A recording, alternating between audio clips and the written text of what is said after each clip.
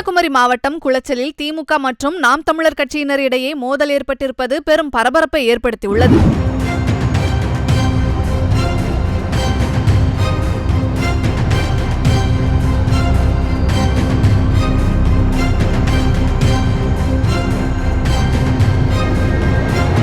நாம் தமிழர் கட்சி ஒருங்கிணைப்பாளர் சீமான் வருகையொட்டி கன்னியாகுமரி மாவட்டம் குளச்சல் பகுதியில் உள்ள மசூதி அருகே நாம் தமிழர் கட்சியினர் மேடை அமைக்கும் பணியில் ஈடுபட்டு வந்தனர். அப்போது அங்கு வந்த திமுகவினர் மேடை அமைக்க எதிர்ப்பு தெரிவித்ததால் இருவருக்கும் இடையே மோதல் ஏற்பட்டுள்ளது.